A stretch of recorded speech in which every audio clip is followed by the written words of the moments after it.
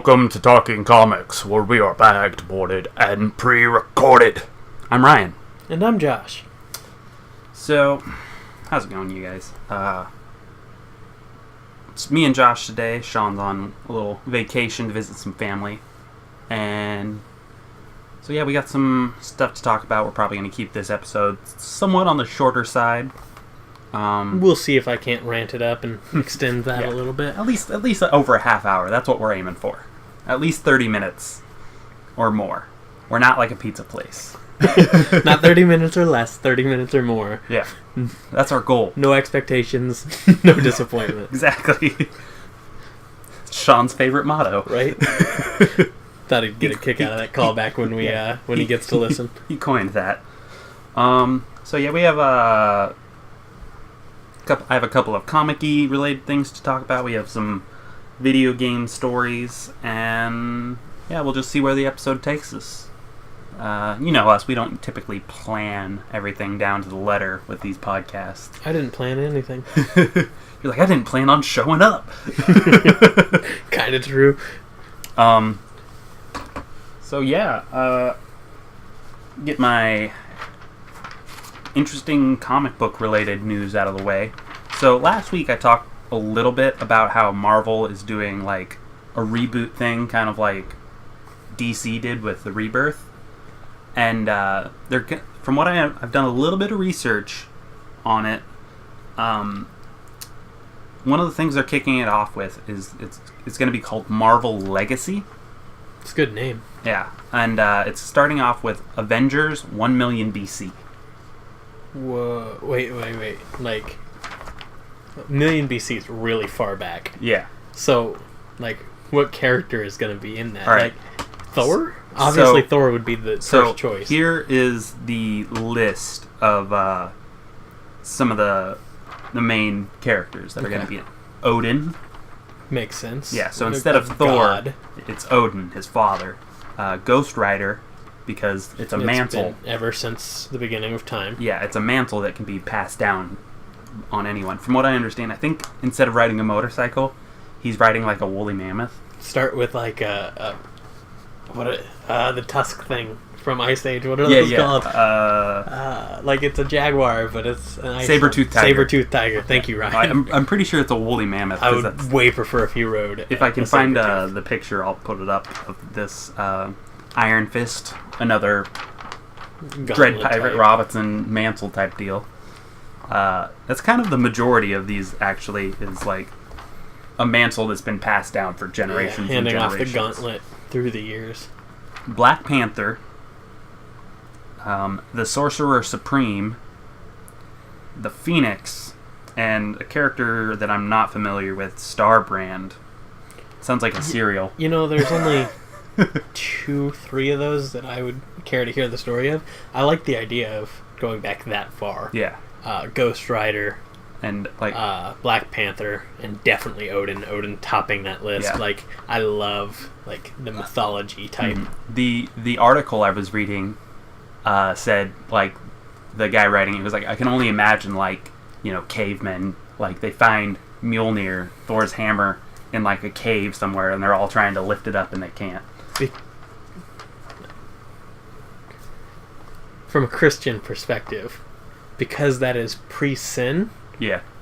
It might be interesting to take a look at who would be considered worthy in a time before sin. Yeah, that's just from the basic Christian belief system outlook. But I'm really interested to see what they do with this. I don't know very much about it because I only found out about it like 2 days ago. Right. It's a pretty new information release. Yeah. Sounds fun, though. Like, is that going to be comic books, or you think it'll take a jump onto the screen? It'll probably just be comics. Most things don't do that jump. Yeah.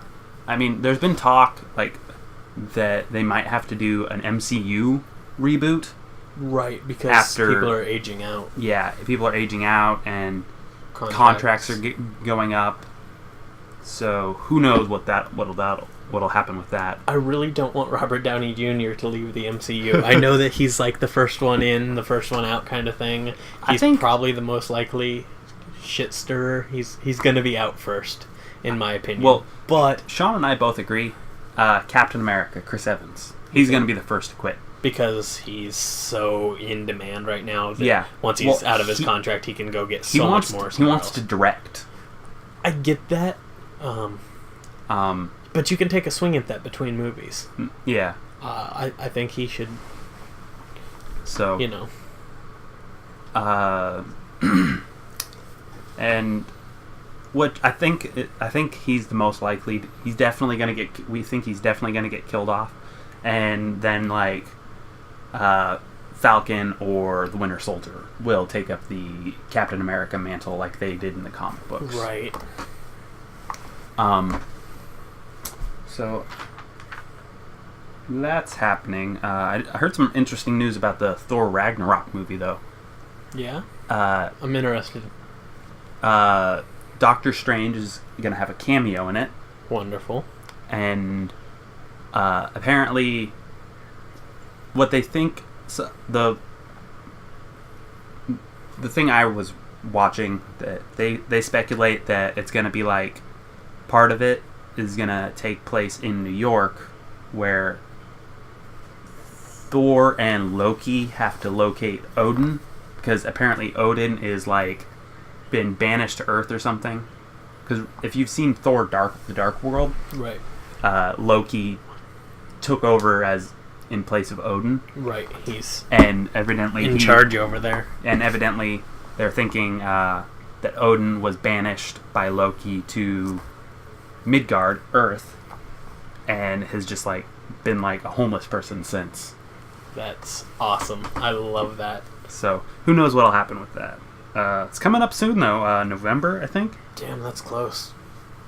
So we have that to look forward to.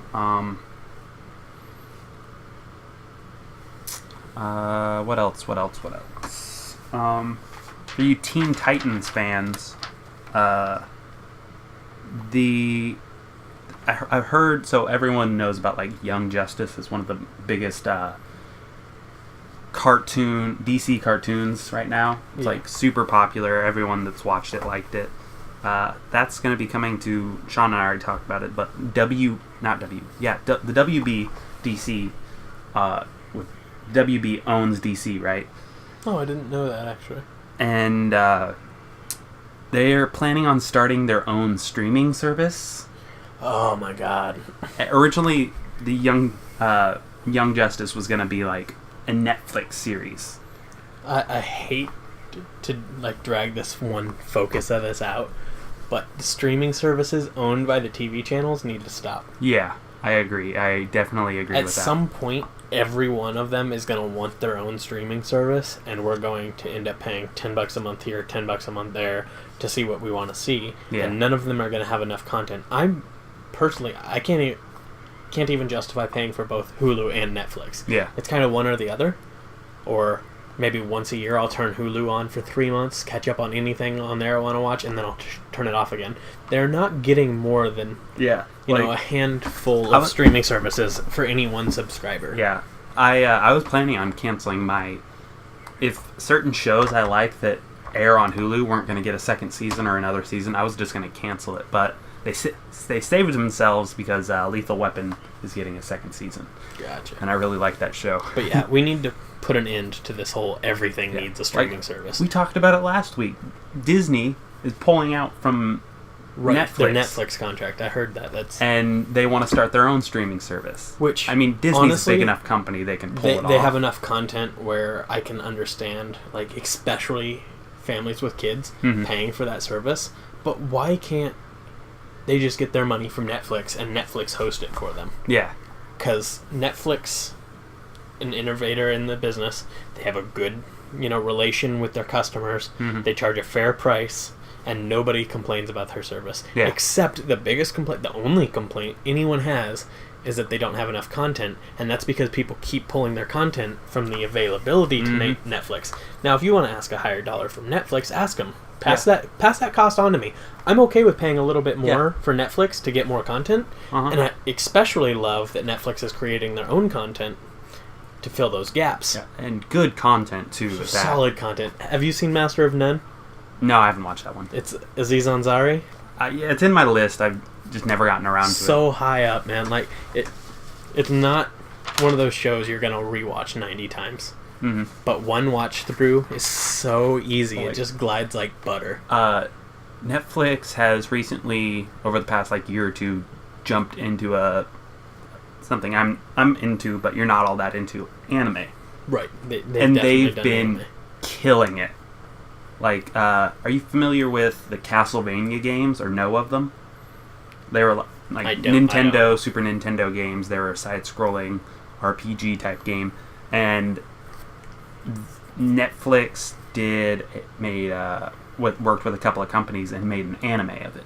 That sounds awesome. Super badass. You know my affinity for the retro consoles. Yeah.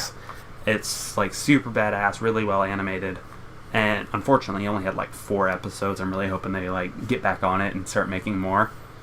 But super good. Netflix is just killing it. Netflix knocks it out of the park time and time again. They've revived shows that we all wanted back. I'm speaking personally for Arrested Development. Yeah, I was just about to say that. Amazing. But they're going to do it with other shows. They have been doing it with other shows. They gave a spin-off to Full House. I didn't like the spin-off, but I liked checking in with the family, 20 years later. So, I mean, it's great. They have a lot of power. Yeah. And I love what they're doing with it, and they're not screwing over their customers. Mm-hmm. I mean, I would pay what do we pay, 12, 13, 14 bucks a month? I'm at $10 a month still. I pay for 2 screens. Yeah, I pay for the 4 screen because I use it for my whole family. Right. My grandma likes to watch Longmire and Western movies and stuff like that. Which is, especially for her. Longmire actually is a Netflix original based off of a series of novels, and it's really good. Really? Yeah. What's cool about that is that content is so priced down that Netflix can have it for practically nothing, and it does offer that free.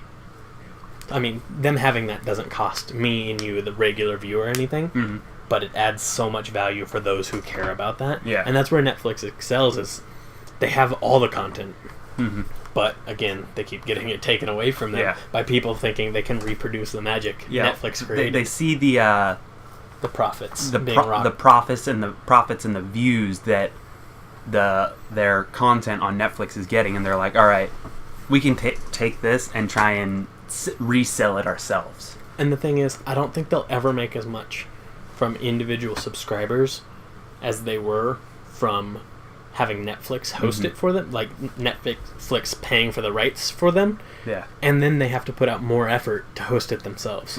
They have to design a website. They have to risk being sued for design things being too similar. Yeah. Netflix already has all the bugs worked out. They are the leader in the industry. And all you have to do is say, yeah, you can use my content. Here it is. Pay me X amount. Yeah. And Netflix has the buying power to do so, so just leave it to them. Yeah. And Sean was saying that hopefully because Netflix and Disney have such a good relationship that they're not going to pull these Marvel contracts from them. Like Daredevil, Jessica Jones, The Defenders, which is coming out the Netflix originals that Netflix is creating. I don't think they'll pull those from them. Yeah. But everything else will be gone. You won't be able to turn on Netflix and watch the MCU in order with the Marvel originals all on one thing. And, we're hoping that because their relationship's good enough that they might keep those on, because they tie in directly and partly to what's happening in their originals, because they're all part of the same universe. I mean, who knows what's going to happen? Disney might realize that this is too costly of a venture, even for them. Never too much for Disney. I said the words, and then I was like, I mean, we're the country of Mickey Mouse laws, a legitimate law structure that essentially keeps Disney doing whatever they want for eternity, as far as trademarks go. Speaking of Disney, I also said we'd have some video game stories. This is a good segue. I've been recently playing a game that came out when I was a kid, and I have a lot more appreciation for it, and I'm able to play it to completion a lot easier, because now that I'm actually better at video games than I was when I was 10. The Kingdom Hearts games. Oh. I don't know how familiar you are with them. I played them back in the day, but they were too hard for me. I'm not a video gamer by any stretch of the imagination. I haven't played any console since, PlayStation 3, and even then it was just a handful of games, a handful of times. I bought a PlayStation 3 so I could have a Blu-ray player. Yeah. They were one of the cheapest ways to get a Blu-ray player when they came out. Yeah. And it's a multi-purpose Blu-ray player. It's like, it's a Blu-ray player, and if I choose, I can play video games on it. Yeah. So, but yeah, they remastered it and put all of the ones that have been released, all of the games that tie together, because like for some reason Square Enix and Disney decided to go multi-platform with it when their first most popular game on the PlayStation 2, they're like, alright, the next game that's a direct sequel, Chain of Memories, we're going to put that on the Game Boy Advance. So you had to have multiple consoles just to play one storyline? Like, you had to have PlayStation 2, a Game Boy Advance, and then like the second, and then Game Boy DS, and so on. God, anyways, that sounds but miserable. This takes all of them, puts them in HD, and now you can play them on your PlayStation 4. Is it just PlayStation 4, or is it available on the other consoles? It's probably available on the other consoles, but You're a PlayStation 4 guy. But yeah, so I got to replay that, and it's like you get all these Disney worlds and with like Final Fantasy and Disney put together. So you have all these characters with crazy swords and crazy hair, interacting with like Mickey Mouse and Hercules. That does sound fun. I mean, and the good mashups. You get to hang out with Winnie the Pooh and the gang.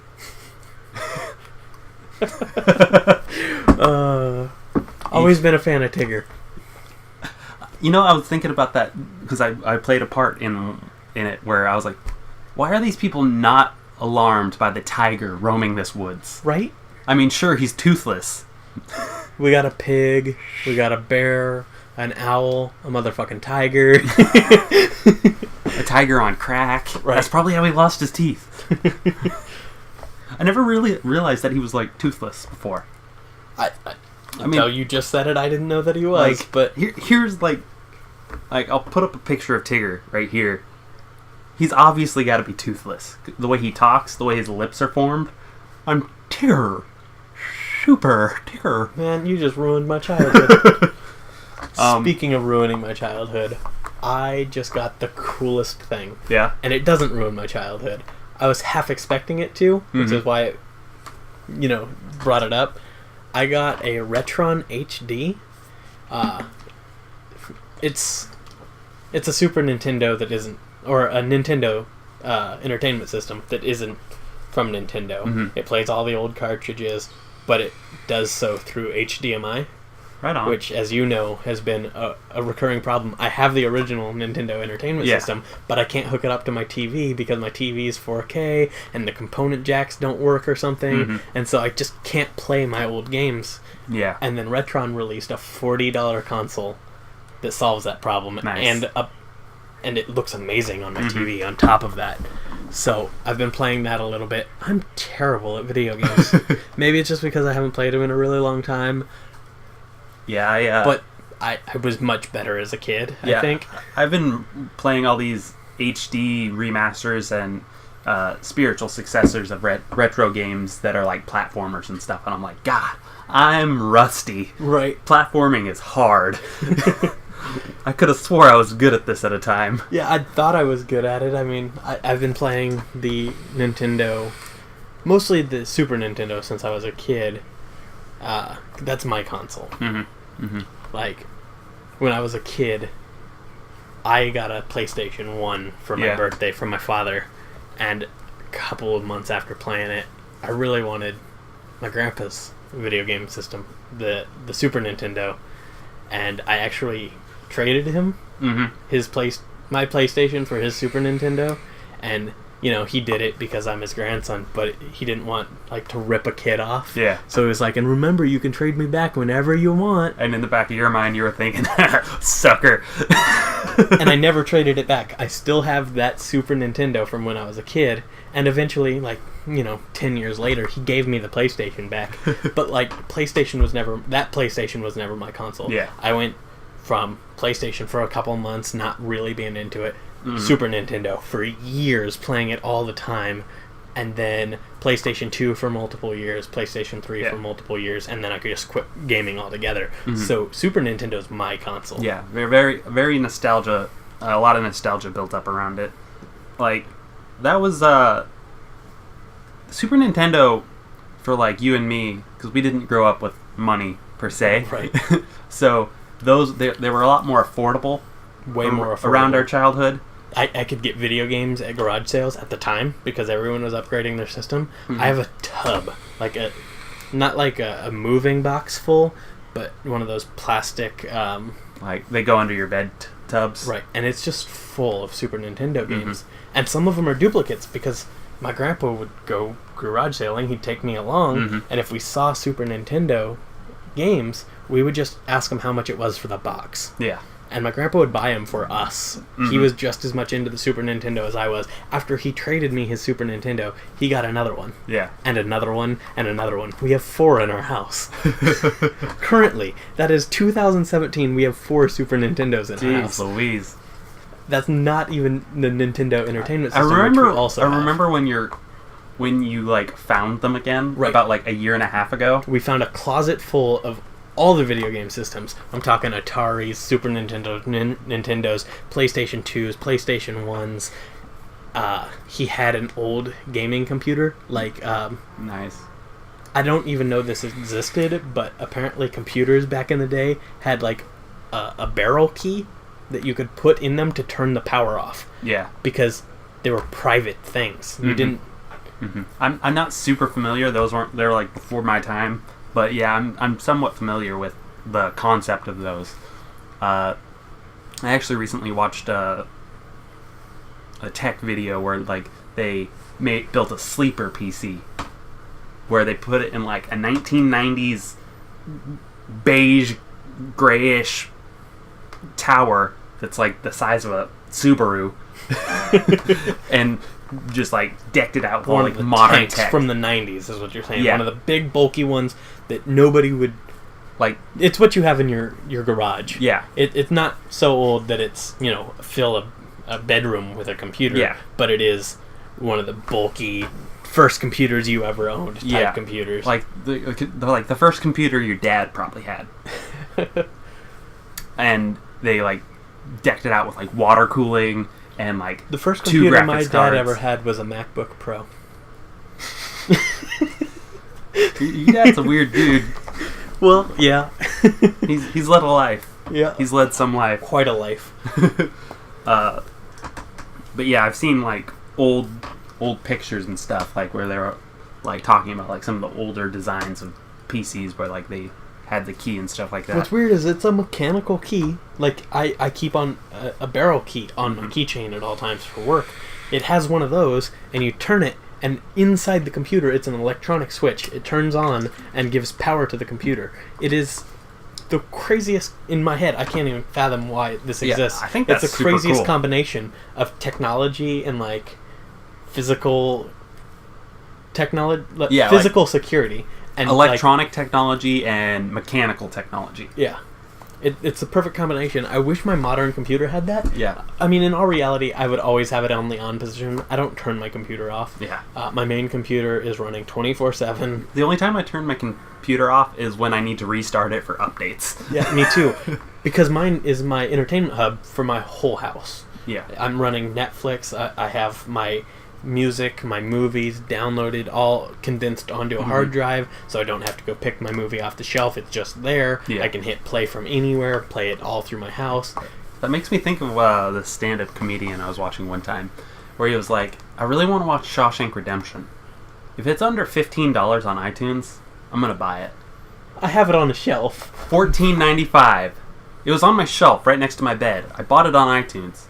But you can't just like pull out a DVD and just like throw it in your DVD player.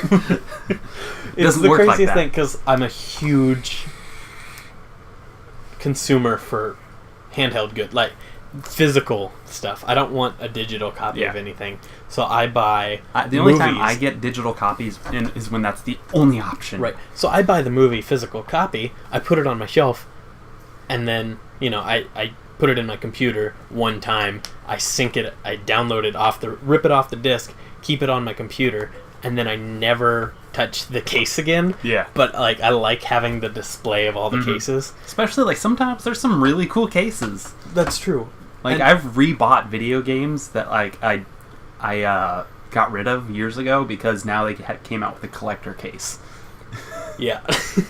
I'm that type of person. Yeah, I've done that before too, and it's still stupid when you really think about it. 2 years ago, when I got rid of every DVD I owned because I wanted a Blu-ray only collection, was one of the dumbest things I've ever done, because I spent money I had already spent to get the movie I already had, gave away the copy I already had, and now there's movies I can't find on Blu-ray, even though I gave them away already. Like, I cannot find a Blu-ray copy of Catch Me If You Can. So, people, keep an eye out for that and put it in the comments below where you can find it. Blu-ray Catch Me If You Can that can be played in America. I need that. And also, like, on DVD, when Blockbuster went out of business, I went to Blockbuster and I happened to find a movie I had watched on Redbox. I loved it on Redbox. It's called, now I can't remember. The Loved Ones. It's a horror movie called The Loved Ones. It's from Australia. Around 2014 it came out. I rented it because I thought it would be terrible. I do that every now and then. It's a weird quirk of mine. Me and one of my best friends watched it. Absolutely loved it. I went to Blockbuster when they were closing, and I found 2 DVD copies. I bought one for me and one for that friend because we both loved the movie so much. And I still have that DVD because I wasn't willing to get rid of it. But I can't find The Loved Ones on Blu-ray either. I've messaged, like, the creators looking for that movie, and they can't release it on Blu-ray. There's not enough customers. There's no fan base to release it to. Same thing with the movie So The basically Circle. what you're saying is Circle. You need a Blu-ray... You need a Blu-ray burner.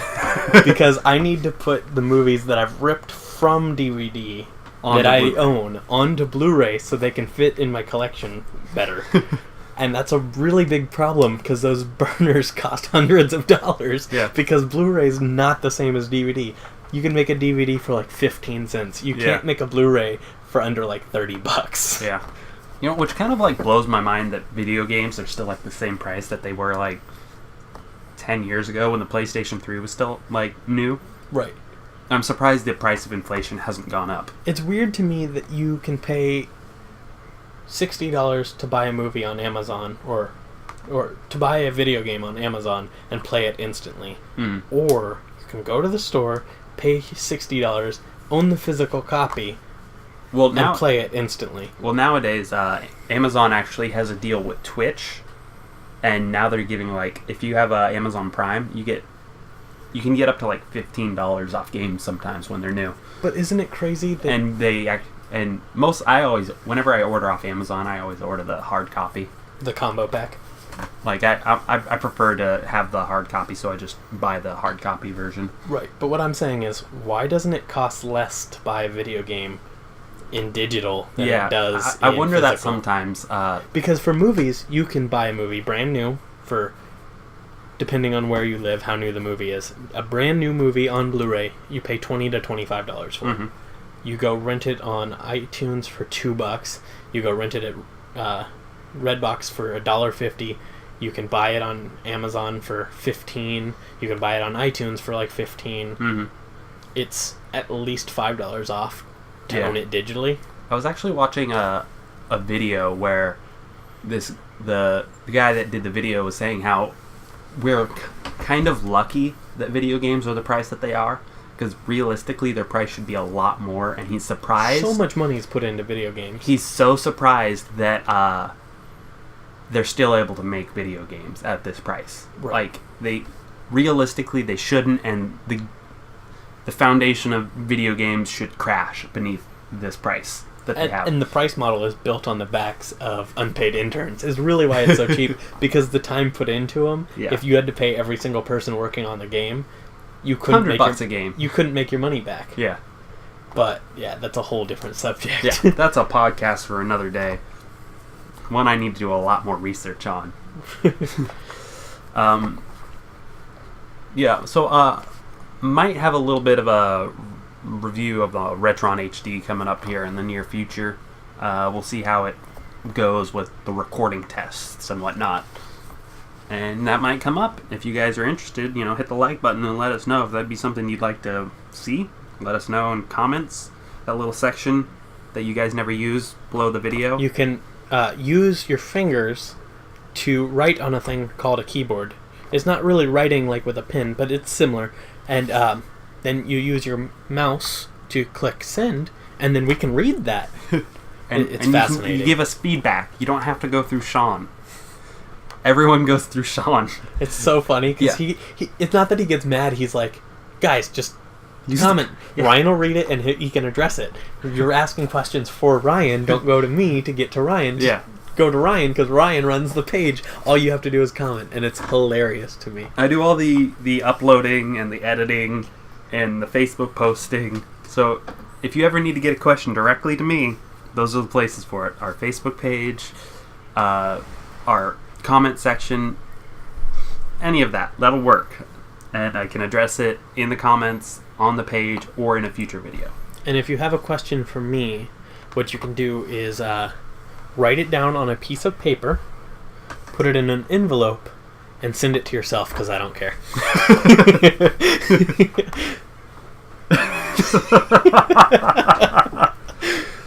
Good one. Good one. We might... Josh and I might actually be going to Retro Game Expo here in October. Both of us are definitely looking forward to that. It's just a matter of putting the schedule together. Yeah. That way, because I was just talking to him about it before we recorded when he was telling me he was getting this thing. And I was like, that might make us going to Retro Game Expo actually really worth your while. Because you might be able to find some stuff that you haven't been able to find online. Right. There for are a good definitely price. games that I want. There's a game that I need. Yeah. But that's not for the Retron HD. That's hopefully if they make the Retron Super HD, which is rumored, which would be for Super Nintendo games. So the Retron if that HD, happens, then I'm in heaven. The Retron HD is the HD version of the NES, and then they're going to come out with the Super Retron HD, which is the Super Nintendo Entertainment System, the SNES. Which is the one my that, console. Yeah, our generation our childhood. is a little bit more familiar with. I remember, while we're on these old gaming stories, I remember back in the day of the PlayStation 1 era, we had the PlayStation 2 was out or just came out or something along those lines. We didn't have that big of a collection yet, but so we were still playing the PlayStation 1, I think. I don't know, it's been a long time ago. I'm only 24, but it seems like forever ago now. We would rent games from Hollywood Video. Or Blockbuster. A lot of our listeners are probably too young to remember Hollywood Video. Hollywood Video was so much better than Blockbuster, honestly. They did have a lot of stuff that I liked a bit more. Blockbuster had a lot more of the newer stuff, but Hollywood Video had a much bigger selection Hollywood of movies. Video had the selection of everything from the past, and Blockbuster was more focusing on last month's releases, this last year's releases, and classics. Mm-hmm. Nothing in between. But we would... Hollywood Video had everything, including porn. Seriously, they sold porn in a back room that was hidden behind a sheet or some beads or some shit. So cliche. And it existed. You don't think it existed, but it existed. That's so freaking funny. But we would... Now we have to, have go anonymously onto the internet and find porn. Back in the day, you had to face your townspeople. And hope it's my mailman. Hope you could slip into the back room without being seen by the people who weren't going into the back room, and back out of the back room without anybody noticing you. Not that we were ever old enough to do that while those stores existed. We just found them laying out in a field somewhere. It was weird. In the woods. There was always a Playboy in the woods. Yeah. Always found a Playboy in the woods. It's does a bear shit in the woods? Do creepy people hide their porn in the woods? My first Playboy I bought from a close friend of mine and I don't know where he got it, but I'm sure it's from the woods. I still have that Playboy. There's no right way to throw away a Playboy when you live with your grandparents. Yeah. Because, like, they could go through the recycling really easy. They might go through the trash. Who knows? And it's just really awkward to be like, yeah, I got my full use out of that Playboy. But, anyways, so we would rent video games for our PlayStation 1 and then burn them. But it wasn't like they had, like, systems in the PlayStation, so you couldn't do burn games unless you had, like, a special trick. Really? And, like, people would make these special, like, extra hard springs that would push down this little button in the back that would make the disc spin for a bit before you closed the lid. If you just close the lid right away, it'd be like, this is not a real version of the game. But if you, like, held down that little button with, like, a pencil or something, it'd spin it long enough for, like, to trick the game or something. No. Alright, hold on. I had my information a little mixed up. You have to put an actual normal copy of a game in there. Okay. Hold down the button. Because the first thing it does is look for, like, this is a real game code on the game. Yeah. And then you can pull it out, swap the other one in, close the lid, and then play it. Yeah. Is that what you're going for? Okay. So you because I have played those. I just didn't realize what you were going for. Say you had your wanted to play your burn game, and you had a hard copy of Crash Bandicoot. So you put in your normal, legit hard copy. You press down that button, wait for it to spin, and before it loads up, you pull it off and you put your burn game in there. Close the lid, and then hopefully, because it doesn't always work right. Sometimes there was a malfunction and it just wouldn't work. We had a couple that didn't do that. File this under things you did not need to know, because it'll never come up. Yeah. He's just reliving his childhood right now, and it's beautiful because we had a similar thing going on with Nintendo games, Super Nintendo games. You'd go buy a really crappy game from, say, a garage sale. We totally did that. And you'd crack it open at the seam and pull the game part out of the plastic. And you'd switch it out for a rented copy of a good game, so you would hand back a copy of Super Mario Brothers that really contained PGA Golf Tour, and you'd keep PGA Golf Tour, which was really Super Mario Brothers. Yeah. And then the next person who rented it, unfortunately, would get stuck with PGA Golf Tours and not get to play Super Mario Brothers. Growing up poor, hashtag. That totally just brought me back to, we used to have, it was on our N64, and it was like Madden NFL, and it on it written in Sharpie was not Madden NFL. It didn't say what it was. It was Conker.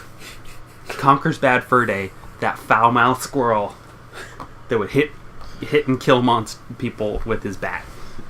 That's awesome.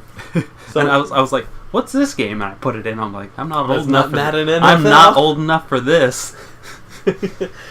Speaking of retro things, we're gonna move away from the breaking the law parts of stuff. I recently... We're way past the statute of limitations, right? I recently got my hands on old episodes of The Simpsons, which you can do at simpsonsworld.com or every Simpsons episode or something like that. Google it. Don't just go to the website I mentioned, because I'm wrong. You could just watch any episode of The Simpsons ever. Yeah. And it's really easy, whatever. So I've been rewatching the older episodes. And if you've ever been a Simpsons fan as a child, you need to go rewatch the first season through whenever you stopped watching, because it is so much better now. Yeah. There's so many jokes you didn't get. And there's still a lot of jokes I don't get. I can tell something's supposed to be funny, but I'm not old enough to catch the reference they're making. Like, it's not that it was something political or something, I'm sure, Yeah. and I was 6, so that political joke doesn't make any sense. Yeah. But it's so worthwhile to go back and just rewatch it. I'm not saying turn it on in the background while you do something else. Watch it. It's such a good show, and it's underrated for... And the weird part is we rate it so highly, and we're not giving it enough credit. Yeah, the same rule kind of applies to, like, American Dad and Family Guy. Like, I can't find the enjoyment in rewatching those at all. But like when we watched them younger, Oh they're yeah, like, fart jokes, haha. And now it's like, oh, that was a really good political joke in there. Yeah, I can catch all those political jokes and stuff I didn't catch back then, but they don't have the rewatchability that The Simpsons do. Something about The Simpsons is magic. Yeah. And it's so worth rewatching. So, in case you can't tell, I got a Retron HD in the last week, and I've been playing a lot of that. When it's TV time, I've been watching old episodes of The Simpsons. I am literally reliving my 90s childhood every single day. I can't wait to go home and have a pizza night. I wonder, like, fingers crossed, pray to the gods. What if we... All of them? All of the gods? Every religion. Good. Gotta cover your bases.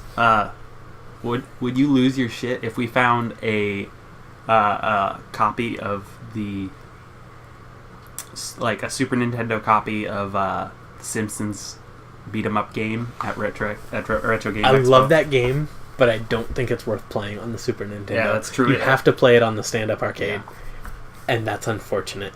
What I would die for is a copy of Mr. Do. It's a game nobody plays. It's on my arcade standing cabinet, but I fell in love with that game on the Super Nintendo, and I'm better at it on the Super Nintendo. It's the only game I've ever beaten in my life, Mr. Do. It's so great. I love that game. I think, what was the first game I ever beat? I think the first game I ever remember, like, completing, like, all the way to the very end, and, like, getting all the collectibles was Sly Cooper. Sly Cooper? You play as a raccoon and his gang of thieves. You like playing games where you're an animal. I do. This is, like, universally true. You still play those games. Yeah. Crash Bandicoot. Ukulele. Ratchet and Clank. But yeah, like, I got all the collectibles and stuff. And specifically raccoons. You really like raccoons. Raccoons are kind of cool. They are kind of cool. Rocket Raccoon's my hero. Maybe it's because, like, I don't fuck with raccoons in real life.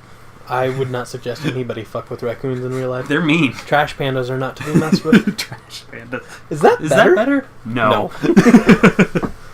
See, we're tying this into comics. We're hooked on the book. Hooked on the book. Decals available at the Nerd Nest.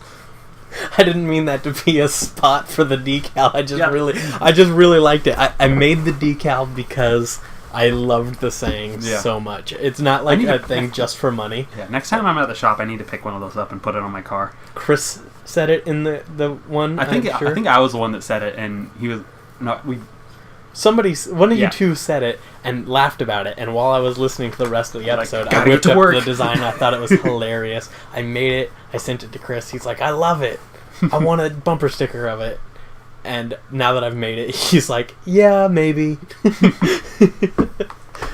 But that's not the point, because I love it regardless. Yeah. I made those for me because, like, he didn't say, hey, make me a decal of that. I made it a decal because I loved the saying. Subtle hint of Spider-Man in that logo. Is written in a Spider-Man font. Oh, nice. Yeah.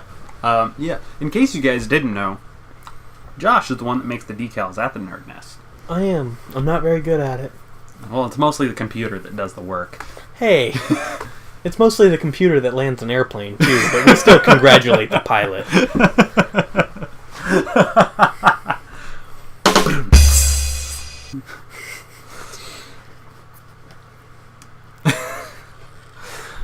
Don't you love when you hear a joke and it just, like, continues to sink in and just keep laughing and laughing? Being a pilot's got to be the easiest job nowadays, though.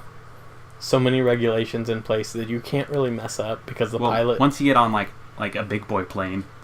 Right, I mean, puddle jumpers are different. Like, those are the ones that people... Much respect to anybody still flying, like those are the what Wright people brothers. Train on. Yeah, much respect to anybody flying like the Wright brothers, because that shit's hard. I mean, I have those freaking little things flying over my house like 10 times a day, and it's scary. To say the least. Sometimes your roof rattles. My bobbleheads start to shake on my shelf. I feel like that part's pretty cool. I'm on the set of Jurassic Park, I think. A glass of water just... I don't drink that stuff. Ripple. Glass of Mountain Dew. The dog doesn't even like them.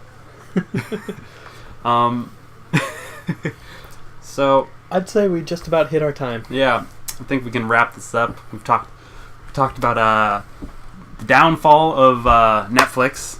Not really their downfall, but the downfall of companies that are trying to break away from Netflix. Nostalgia. Talked about that for at least a half hour. Yep. So what do you guys think? What are you nostalgic for? Do you think that these companies starting their own streaming service is a good idea? I mean, I'm probably going to pay for them regardless because I have a huge addiction to TV.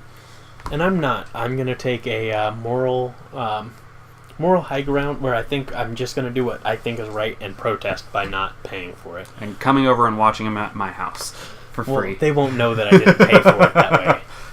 Alright, so, oh no. Did you forget how to sign off? No, I just remembered something. What? He's not here. Oh, Sean does the signing off. Yeah. Huh? Wait, what does he say? I'll say it. He says have a day. Oh, I can't do that one. So thank you guys. Hang on. I got this. Stay in school. Don't do drugs.